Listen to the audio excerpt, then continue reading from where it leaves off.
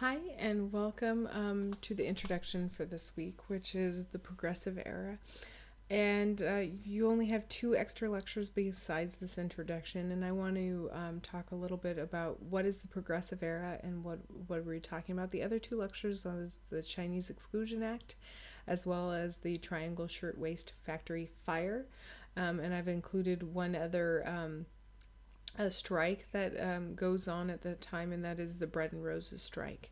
That is from Lawrence, Massachusetts. So it's kind of important to understand this period a little bit. And the Progressive Era is really the reaction to the times of the Gilded Age.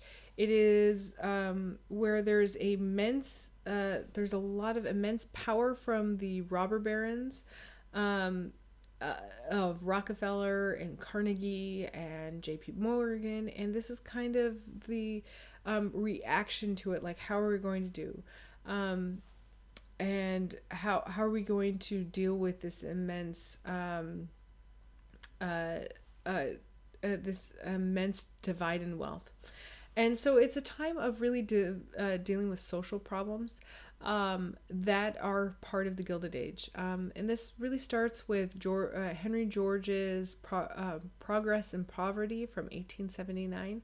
And in this, he says how poverty was created. What is why there's a great amount of poverty. That's what he's talking about. And the progressives provided a profound shift in American idealism, particularly in the understanding of what is freedom.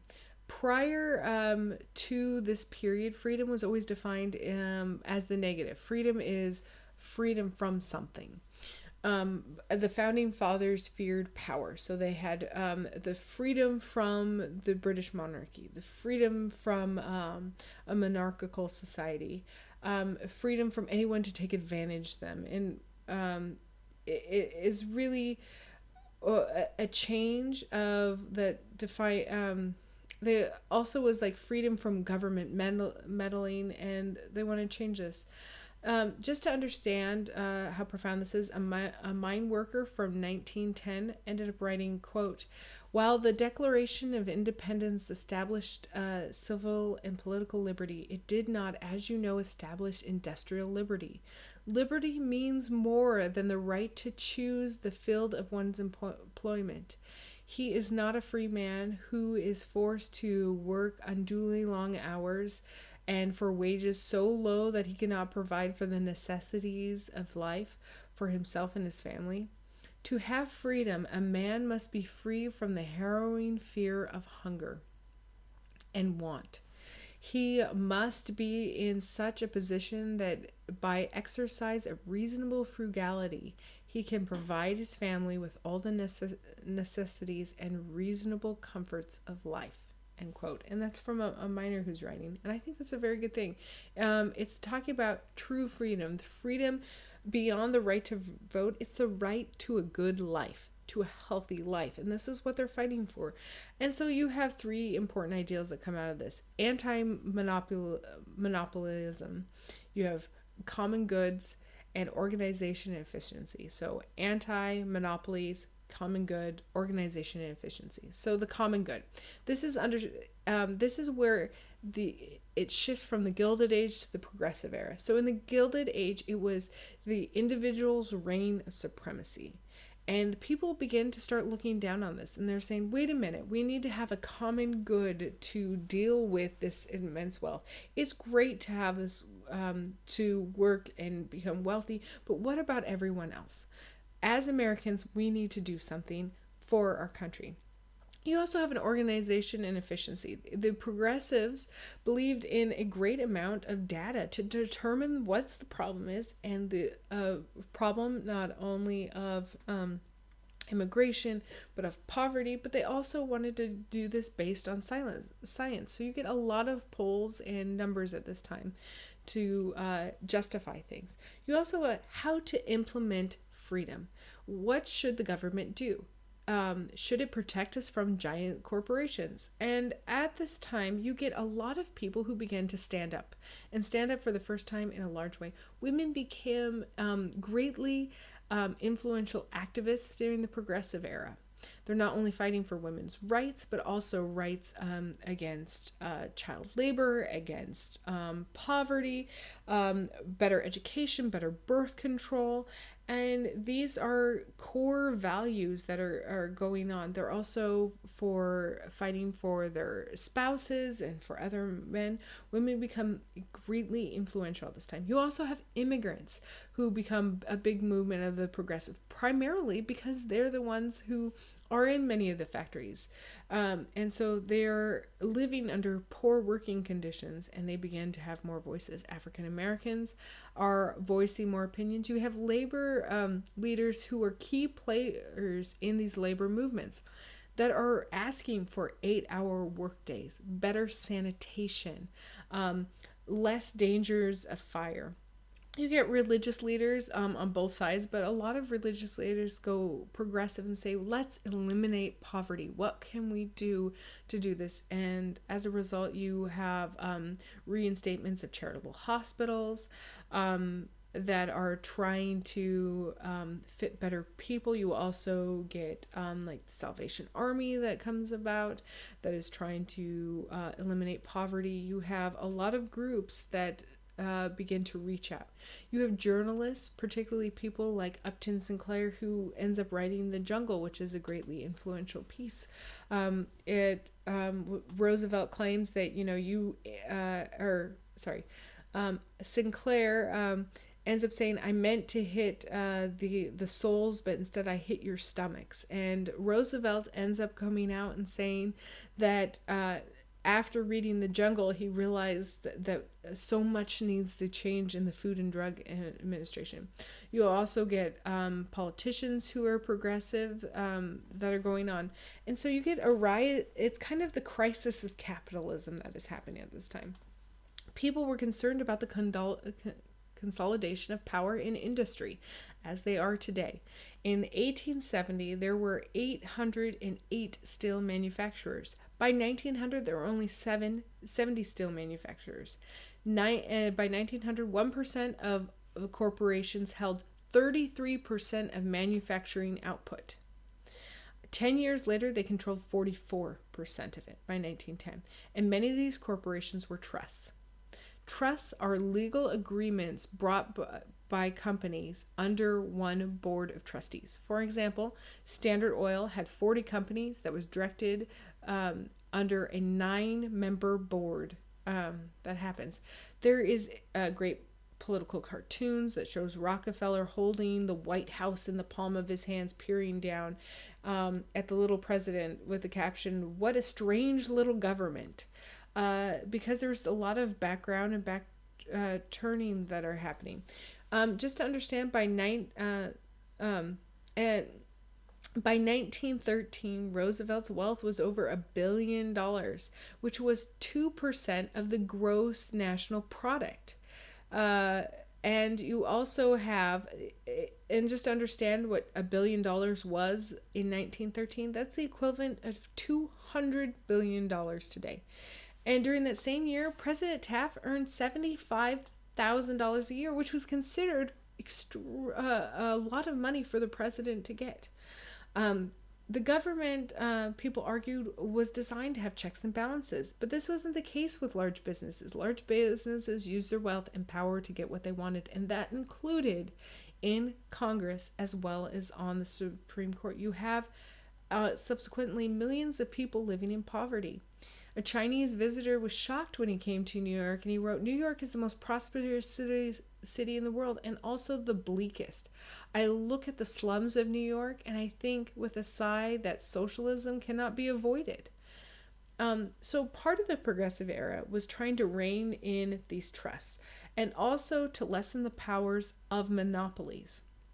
People were worried about the trust. H.G. Wells wrote a friend, "The steady trend towards concentration was the cardinal thought and topic of conversation in American mind." And so you ended up getting something like the Sherman Antitrust Act in 1890, which was kind of the restraint of trade. And restraint of trade is the action that infers that free competition in a market. And what they're saying is that big businesses would get a hold of this, and they ended up getting a hold of the Sherman Antitrust Act, and they end up weakening it, and it becomes vague with what governments needed to do with big businesses and trusts, and it was only used primarily against labor unions to restrain trade, whereas in anti instead of using it against the antitrust. And the Senator Sherman, who actually put into the trade, was really unhappy about this. You get Roosevelt, who ends up becoming the big name of the trust busters and everything, but he even says, I know a monopoly when I see it, I know a trust when I see it, and he only targets certain ones, and then he allows other ones. And when you read about the trust, keep in mind that a lot of the fines that are associated with them are very minor compared to what they're making, like $10,000 when someone is making 200 billion is really nothing. And so there's a lot of fight back that happens during this period as well. So within the progressive period is you get a lot of change, and I'd like to talk briefly about one of the other changes that occurs during this period. This is a direct result of the women's movement, which was largely wonderful in many cases. But one of the things that the women's movement, as well as conservative religious people, end up getting rid of and doing laws against is brothels at the time, which seems pretty wonderful. A lot of people are like, yay, down with brothels, down with prostitution. But I'd like to add that brothels at this period are one of the safest mediums for prostitution at the time, because brothels usually were run by people who cared about the women or men who worked there. They would also they would have sanitary conditions for the most part.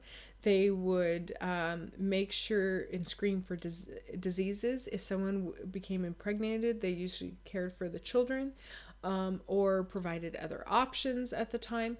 And so it was, for the large part, majority of brothels were clean and sanitary because people wouldn't go to them otherwise, particularly in affluent areas. With the removal of brothels, you end up getting prostitution more on the streets. And this is when you also get the rise of pimps more so, and they weren't called that at the time, but I'm using colloquial, Johns and other people who would end up abusing these prostitutes, and they didn't have control of their lives. Kind of like what we talked about with the Transcontinental Railway, of the life of a prostitute in the West was more how it happens after the downfall of brothels. Now, there is a lot, many of you are like, but they're brothels and they're immoral, and I get that, I understand that. But however, since the dawn of time, people have paid for sex. And so instead of doing it in a way that was clean and had less spread of venereal diseases, as well as better for the women who were actually doing this and having fair wages, as well as some security involved, it ends up getting removed. So during this time, as much as there are great steps forward, there's also great steps back that happen. And whereas in the progressive age had a lot of forward thinking with the unions and laws that get passed, often a lot of these trusts are not broken. A lot of these monopolies are not broken. And it only goes so far. And as a result, during the after World War I and into the 1920s, the fact that all these corporations still exist is one of the main reasons, and with stock trading, one of the main reasons we had the Great Depression. So as much as there's change, often it didn't go far enough. For one thing, where a lot of the changes that do occur with a lot of the social answers don't even happen until the 1930s, and they don't go far enough in the United States versus other places. But this is a good step to understand that maybe this is a communal thing that we need to do for the United States, to have certain systems in place to make sure the populace has the common good. This is still in debate today. The understanding of trust monopolies and what companies are monopolies are still questioned today. We have several monopolies, including, if you look at Disney, is one of the monopolies, as well as Google and other places that not only house our information, but there are more and more larger companies that are driving out smaller companies. And right now, a lot of the regulations that happened during the progressive era, as well as in the 1920s and 30s, are slowly being brought back.